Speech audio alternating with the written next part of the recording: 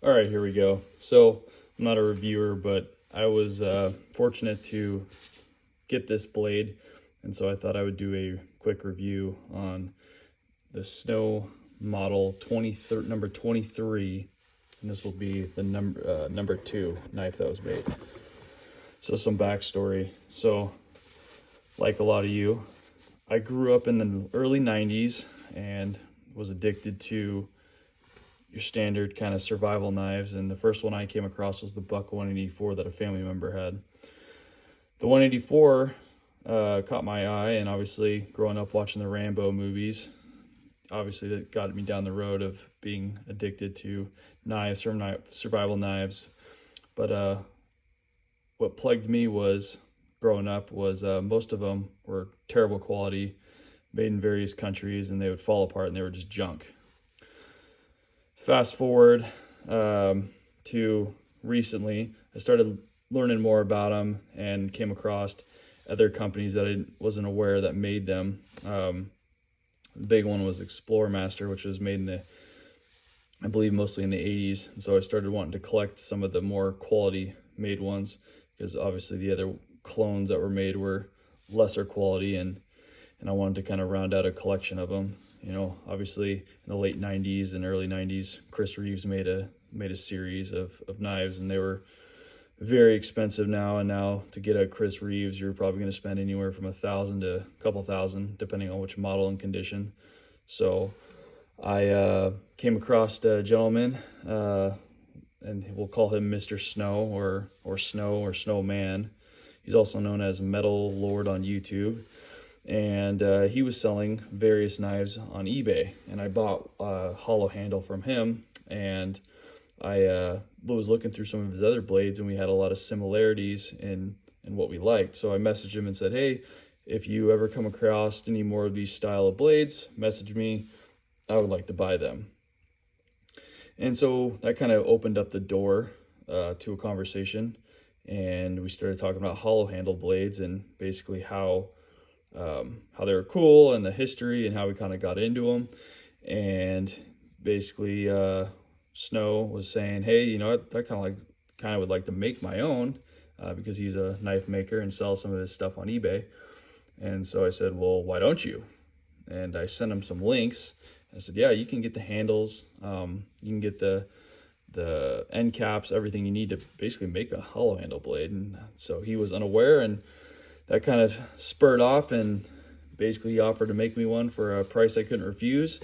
And so after a short period of time and some trial and error, he basically made one that he was willing to send out the door. And so that's what we got here basically today. And obviously he's not a sheath maker or anything like that, so I was able to get my own sheath and basically fill out the system. And so this video is purely for anybody who is interested for a hollow handle from him. He has videos of his own on YouTube, but this is basically what we got going so far. So this was designed by me, and then I let him kind of take his own creative path to basically build it around what he would think would be a good balanced knife, right?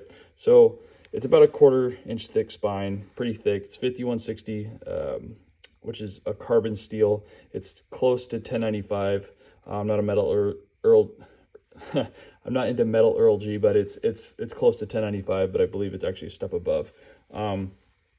It comes with a knurled handle, but I decided to wrap it in number 9 bank line, and this is the end cap on it. Basically just unscrew it, and it's supposedly water resistant, waterproof up to 50 feet. And so it comes with a big rubber washer, and it's very smooth.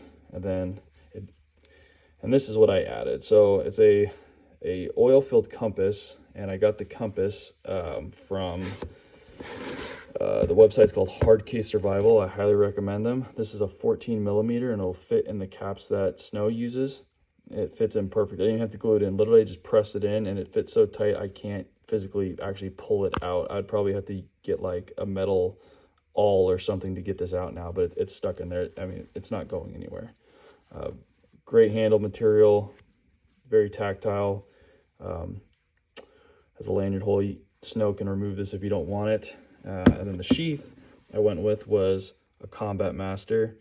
This one was a long, so it's up to 8 inches. So it's a Corduro sheath, Velcro snaps, made in the USA. I upgraded this, added some more bank line. This is, I think, number 36. And then the pouch, which reminds me of like a pistol pouch.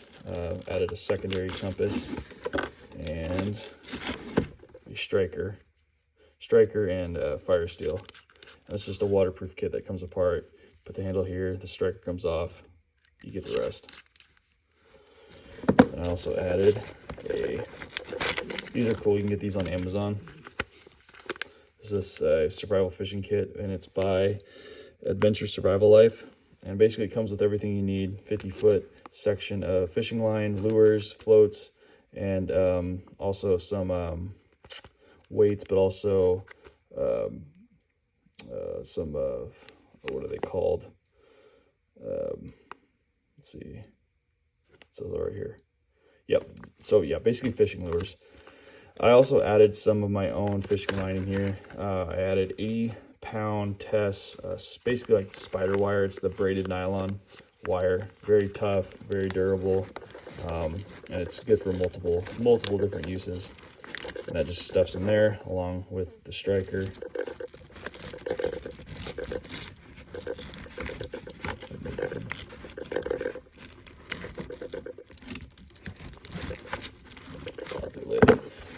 So there's that. That all goes together. So for the knife, my handle's it's completely full right now. Let's see if I can pull this out. But I basically filled mine full of, I put a plastic bag and it's full of fire tinders, fire plugs basically. And so there's all jammed in there, and I was able to put, I believe, like 4.5 of them in there. It's a pretty good section. I could pretty much fill it up to about yay-ish. So it's pretty good, especially for when you think about how thick of a steel this is, and the tang. The knife goes down to the handle pretty well, so I have no worries about this. Obviously brass guard.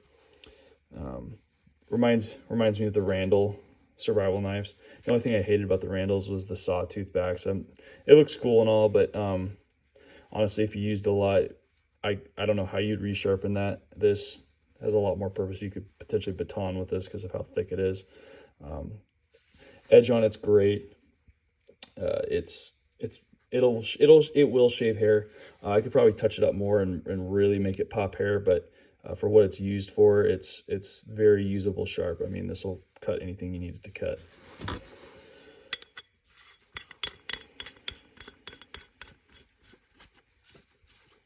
Weight on it's very good for what it is. Hollow handle survival knives are inherently heavy, just because of the design. But like I said, it feels good in the hand. It feels pretty balanced. You could always, like I said, add a lanyard to it if you wanted to, but it's a great blade. Like I said, I'd highly recommend it if you're looking for a hollow handle that's not going to break the bank and budget, and you're going to get a good quality. Just remember, this is handmade, right? So there will be little imperfections, if you want to call that. That's kind of the beauty in itself. I don't know if you've ever had anything else that's handmade, but you're going to see, machine marks, or I shouldn't say machine marks, but file marks or anything else that you may not see on a normal production blade. And if you're wondering why the blade looks like dirty glass, like kids have been touching the glass, it's just because it's covered it right now in coconut oil, which keeps it from rusting. So that's why it looks kind of funky, but it's just to keep the steel protected. So like I said, double thumbs up for the Snow model number 23 survival blades. He does a great job. Easy to work with. Totally vouch for the seller. Like I said, I'm not a knife reviewer. I don't review anything. This is just something I felt that I needed to do because he makes such a good product.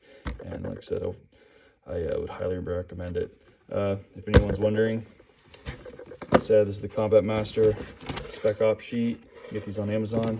Same with that fishing kit I showed you. And then These are cool as well to add on if you ever want to add it on to a blade. These are American made. These are made by Essie. They're little survival pouches. You can tie them on to blades. And this is just a Buck 184 cologne made by Ramster, which is probably the lowest level of quality you could expect from a Buck 184 cologne, but it fills the need. All right, thanks for watching.